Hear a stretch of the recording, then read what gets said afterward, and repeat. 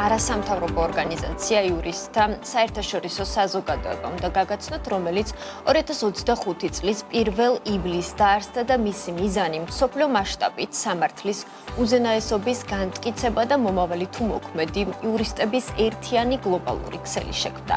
ორგანიზაცია ორიენტირებულია საქართველოში მოღვაწე სამართალმცოდნეებისა და სტუდენტებისთვის საერთაშორისო გამოცდილების გაზიარებაზე, რაც კონფერენციების, ტრენინგებისა და გათვლითი პროგრამების მეშვეობით ხორციელდება.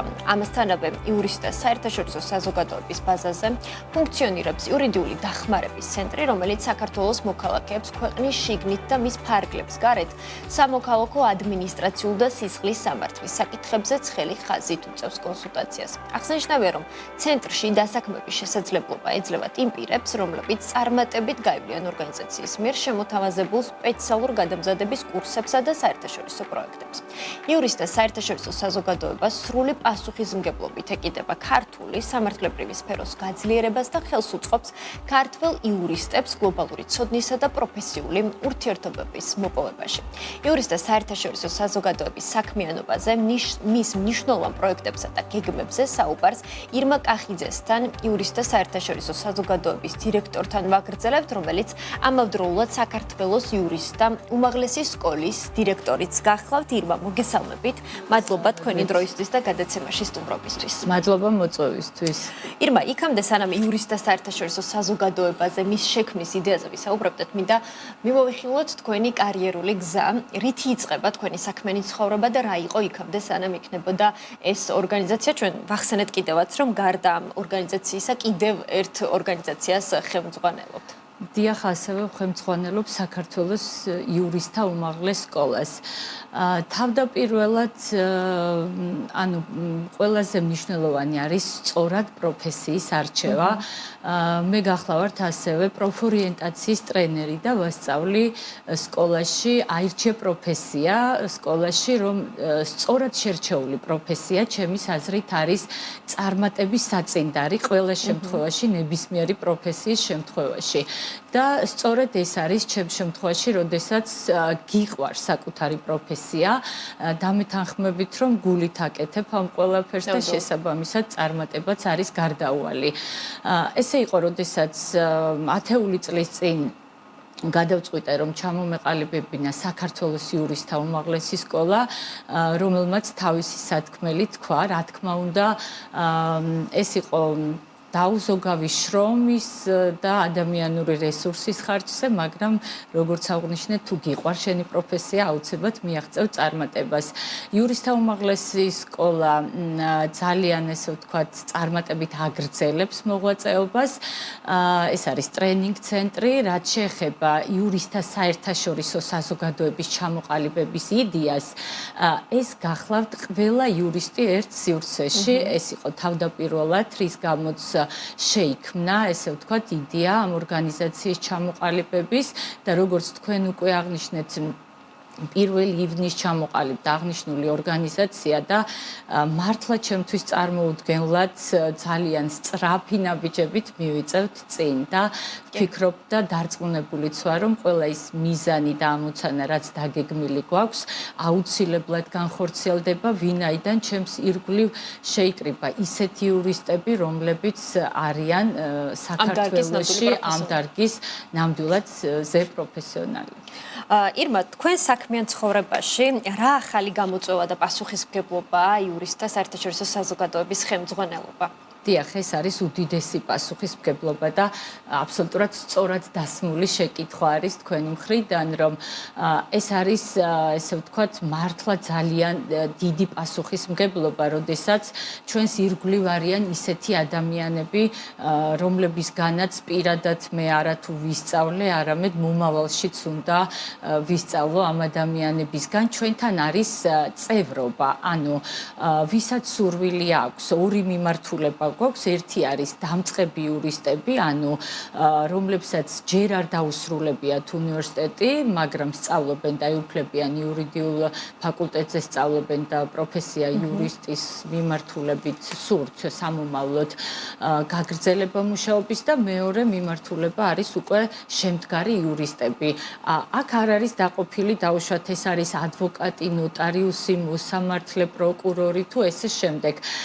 ეხლა მე რაც ჩამოვთვალე, ყველა მიმართულებას აქვს თავისი, ესე ვთქვათ, ორგანიზაცია თუ ასოციაცია და ესე შემდეგ, მაგრამ ერთ გუნდად, ანუ ერთ ოჯახად, ესე შესაძლებელია ითქვათ, შექმნილი მსგავსი ორგანიზაცია, ყოველ შემთხვევაში მე როგორც ვიცი არ არის საქართველოში, არ იყო აქამდე. საინტერესოა, საიდან გაჩნდა იდეა და საჭიროება სად დაინახეთ, რომ შეგიქმნათ ეს ქსელი, რომელიც გაერთიანებდა როგორც დამწყებ იურისტებს, ასევე უკვე ამ დარგის ჩამოყალიბებულ პროფესიონალებს. აი, რა საჭიროება დაინახეთ დღეს ქართულ რეალობაში? იცით, პროფესია იურისტი ყოველთვის იყო აქტუალური და მოთხოვნადი. დამეთანხმებით, ახალგაზრდების და სტუდენტების არჩევანიც აბიტურიენტების ხშირად არის ხოლმე ეს პროფესია. ანუ ეს გასული წლებიც კიდევ უფრო დიდი იყო მოთხოვნა. შესაბამისად, ბაზარზე ძალიან ბევრი იურისტია. და პირველ რიგში მათი პოპულარიზაცია, რომ და ეს უკვე ახალგაზრდებს უფრო გულისხმობ ამ შემთხვევაში, არის ძალიან მნიშვნელოვანი და კიდე მთავარი, რაც აი ძალიან გულწრფელად რომ ვუპასუხო თქვენს მიერ დასმულ კითხვას, არის ის შესაძლებლობები, რაც დღეს აქვთ ახალგაზრდა იურისტებს და რაც გვაკლდა ჩვენს თაობას და ალბათ კიდე უფრო იქეთა თაობებს. შესაბამისად, აი გულისხმობ არ შემიძლია არ აღვნიშნო, ჩვენ პირველად საქართველოს იურისტთა უმაღლესი სკოლისა და დასაქმების ხელშეწყობის სახელმწიფო სააგენტოს ერთობლივი პროექტით ჩავატარეთ იურისტთა დასაქმების ფორუმი. მსგავსი ფორუმი დასაქმების ხელშეწყობის სააგენტო ხშირად ახორციელებს პროექტებს, მაგრამ პირველად იყო თბილისში. პირველი დიახ იყო თბილისში და შემდეგ გავბედეთ ისიც, რომ ქალაქ ქუთაისში შედგა აღნიშნული ფორუმი და მინდა გითხრათ, რომ ამ ფორუმმა არ ჩაიარა უბრალოდ ფორუმისთვის ორივე ქალაქში, რადგან თქვენ ქუთაისიც ახსენეთ, ასევე ქუთაისზე შემიძლია გითხრათ, რომ თბილისი უბრალოდ უფრო ადრე იყო და უფრო მეტი შემიძლია ვთქვა დასაქმების თვალსაზრისით და ეს მინდა ძალიან, ესე ვთქვათ, მკაფიოდ გამოვყო ეს პროგრამა, იმიტომ რომ ვფიქრობ, რომ ეს არის ძალიან მნიშვნელოვანი სახელმწიფოს მხარდაჭერა.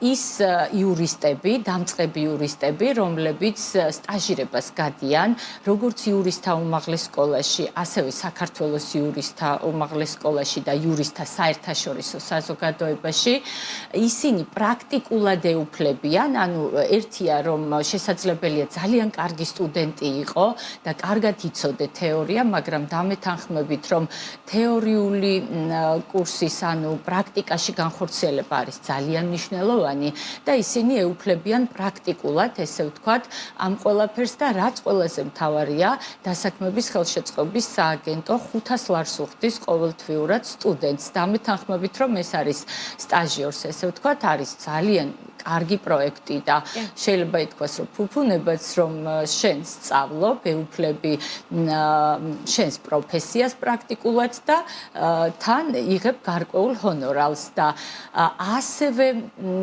შეიძლება არ გამოვყოთ ის, რომ ჩვენ ვალდებულება გვაქვს დასაქმების ხელშეწყობის სააგენტოდან, რომ ყოველი 3 სტაჟიორიდან მინიმუმ 1 უნდა დასაქმდეს. ეს იყო უკვე ერთი პროექტი, 6-თვიანი პროექტი უკვე დავასრულეთ და ეხლა უკვე მივიღეთ კიდევ როგორც ქუთაისში, ასევე თბილისში ახალი სტაჟიორების მიღება უკვე დასრულდა ესე. დასაქმების ნაწილში რამდენად შესრულდა უკვე ეს მიზნები, რაც გქონდათ?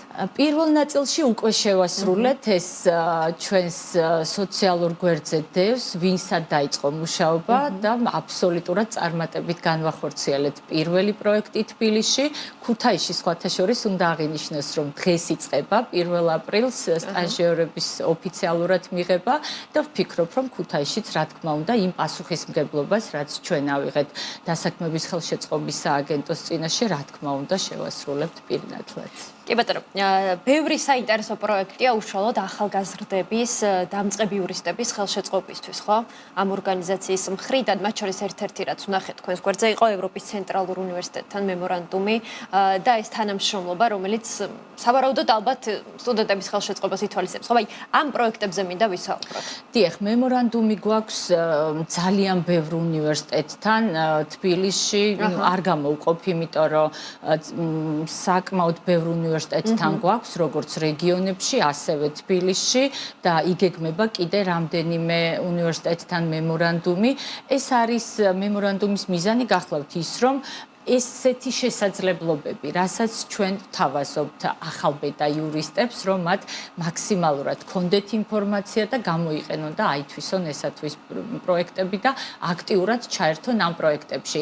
თითოეულ პროექტში რომ ჩაერთოს იურისტი, ის უნდა გაწევრიანდეს იურისტთა საერთაშორისო საზოგადოებაში. ანუ ჩვენი მიზანი არის, რომ რაც შეიძლება ბევრი წევრი გვყავდეს, ანუ არა მარტო პროექტები ჩვენ ეხავ გეგმავთ სამართლის ბანაკებს და მოგეხსენებათ, რომ არაფორმალური განათლება დღეს ერთ-ერთი უმნიშვნელოვანესი ფაქტორი არის პრაქტიკულად მათი ჩამოყალიბებისთვის და პროფესიონალად მათი შექმნისთვის.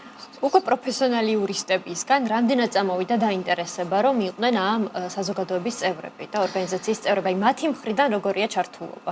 დიახ, ანუ რაზეც ახლა ვსაუბრობდით, რომ ახალგაზრდა დამწყები იურისტების მხრიდან ესეთია ჩართულობა, ამას ნამდვილად ველოდი, იმიტომ რომ როგორც თუნდაც ერთი პროექტი რაც აღნიშნეთ და უამრავი სხვა პროექტი გვაქვს, მაგრამ ეხლა თქვენ რაც მკითხეთ, რომ უკვე შემდგარი იურისტები გულწრფელად რო გითხრათ ამის მეშინოდა კიდეც, ანუ იმიტომ რომ ეს მართლა ესეთი დიდი პასუხისმგებლობა იყო ჩვენი ორგანიზაციის მხრიდან და მე ამაყი ვარ, იმიტომ რომ ვინც დაინტერესდება და უბრალოდ თვალს გადაავლებს ჩვენ სოციალურ გვერდს, რომელიც არის იურისტთა საერთაშორისო საზოგადოება, იქ არის სახელი და გვარები, რომლებიც არიან ჩვენი ორგანიზაციის წევრები და მხოლოდ მათი სახელი და გვარი იმდენად ბევრს ამბობს ჩვენს პროფესიაში, რომ ეს ძალიან მნიშვნელოვანია და სწორედ ამან განაპირობა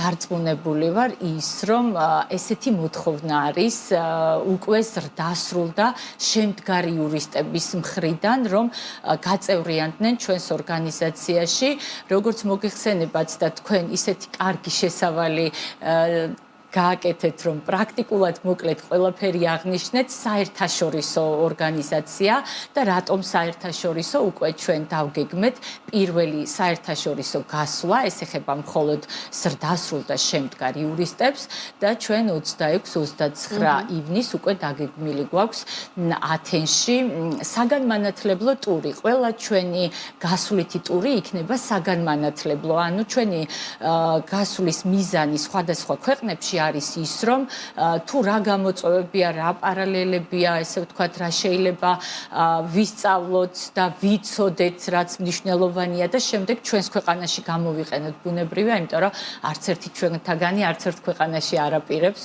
ესე ვთქვათ, რაღაც მოღვაწეობის გაგრძელებას და ისევ გამოვიყენოთ ჩვენს ქვეყანაში. ეს არის მოკლედ ცოდნისა და გამოცდილების გაზიარება და შემდგომ უკვე საქართველოში ამ ყველაფრის გამოყენება. აუცილებლად მინდა გკითხოთ ასევე იურიდიული დახმარების ცენტრზეც. ეს რა პროექტია, რა არის მისი მთავარი მიზანი? და თუ დაიწყო ამან უკვე მუშაობა პრაქტიკაში?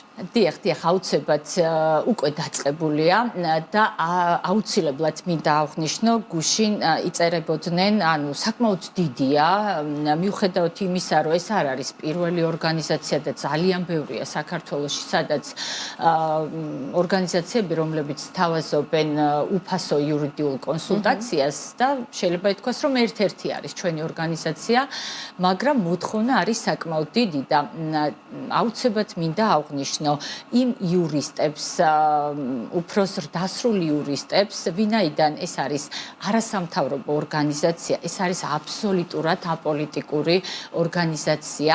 არანაირად ჩვენთვის პრიორიტეტი არის პროფესია იურისტი და აბსოლუტურად მნიშვნელობა არ აქვს თუ რა გემოვნება აქვს მას პოლიტიკური, როდესაც ესმით დამეთანხმებით არასამთავრობო, ვინ გაფინანსებთ და ესე შემდეგ და აი ეს მინდა ძალიან კაფიოდ რომ იცოდეს ზოგადად საზოგადოებამ, ვინაიდან ეს უკავშირი მათი მხრიდან უკვე წამოვიდა და აქტიურად სვავენ ამ კითხვას, ჩვენ არავინ არ გვაფინანსებს, ჩვენ ავითვისებთ ყველა იმ სახელმწიფო პროექტს, რომელიც ყველა ორგანიზაციისთვის არის და მათ შორის ჩვენთვის და მაშინ როგორ ვახერხებთ უფასო კონსულტაციას და თუნდაც მომსახურებას, ლოგიკური კითხვა სავარაუდოდ გაჩნდება, ეს არის იურიდიული კლინიკა, რომელიც სწორედ აი ამ დამწყები იურისტებისგან იქმნება. ანუ ისინი იღებენ გამოცდილებას, პრაქტიკას და ის ადამიანები,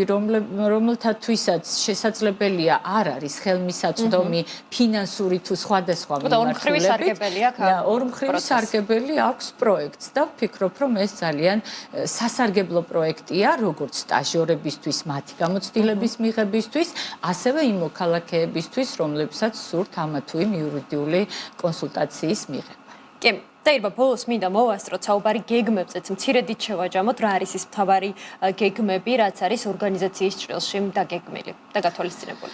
დიახ, აი როგორც უკვე აღვნიშნე, ყველაზე უახლესი აპრილის თვეში ეს არის გასვლითი ტური ათენში, საბერძნეთში, ასევე გვაქვს დაგეგმილი გერმანია და შემდეგ უკვე ამერიკაში, ჰარვარდის უნივერსიტეტში ვფიქრობთ, კი არა, უკვე მიმდინარეობს მოლაპარაკებები.